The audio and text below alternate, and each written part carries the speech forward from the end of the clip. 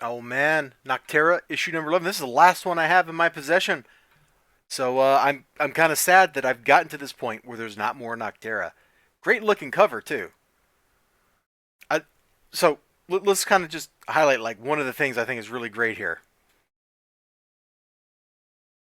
The shells, the casings coming out of the machine gun here. See how some of them are like glinting and some aren't? It's a really nice touch to show like the lighting is chaotic and they're moving quickly and rotating and angling through the air and stuff.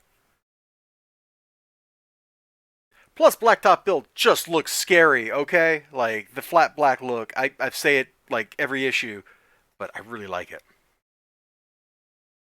So the cover promises a lot of chaotic stuff, a lot of fighting.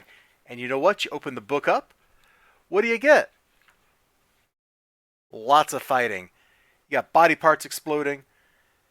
You got, oh man, I think when I was talking about the previous issue, I mentioned this, which is actually from this issue. Whoops. See, I read them all together. They kind of blurred together. But yeah, he wants to fight Bill, and the bad guy wants to get out. Like, who can blame him? Stuff's going crazy. We got the ultimatum, and William, not Bill, basically turns on his handlers right here at this point.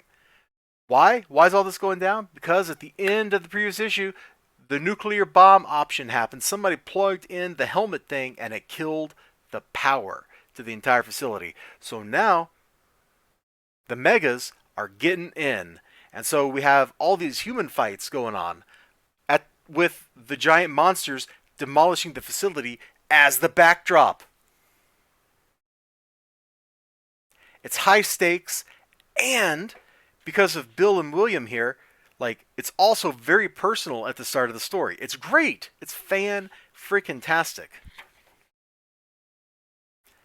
We're not going to cover like all this stuff and how a lot of things go down, but we totally get Blacktop Bill's master plan.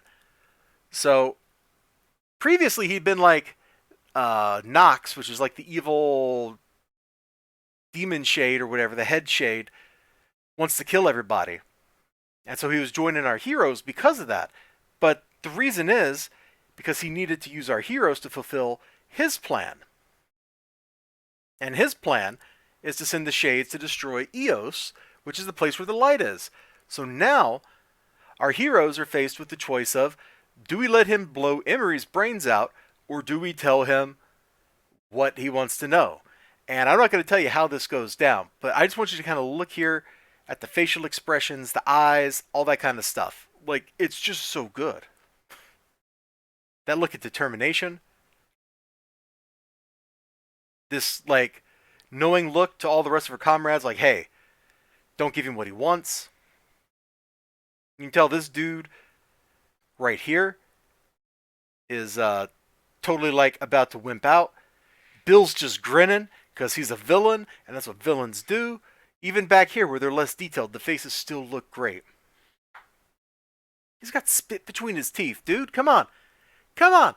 How much detail, how cool is that? Anyway, stuff happens beyond this. The monsters go on a beautiful rampage. The heroes have to make their escape. So does Bill. Everybody's running. Everybody's screaming. There's death and violence and fire and water and giant monsters and guns and bullets and explosions. This really feels like it should be like the end of something. Like, feels like this should be like the climax of the book, but of course it's not going to be the climax of the book. This is just kind of like the climax of this particular part of the story. It's just this big explosive mess, and we immediately like set up for the future. We play out a couple of plot threads. I don't really like these. This is like something's killing the children. Like, this splash page just doesn't do anything for me. You know what? I'm going to show you one of the giant shark things because it looks really cool. Those are the kind of teeth you get if you're a deep sea creature, by the way. You see teeth like that in a lot of animals in the deep sea where they got to rend stuff or, like that. Like, they either shred things or they eat something whole. And that's just how their teeth always seem to look, man. Deep sea fish, absolutely crazy. They look absolutely wild. I'm mashing, I'm mashing. Yeah, see, people are making their escape right there. Now, how they started making their escape, I'm not going to tell you that part of the story because I want you to read the book. I'm loving Nocterra issue 11. fantastic. You should get in on this as soon as you can.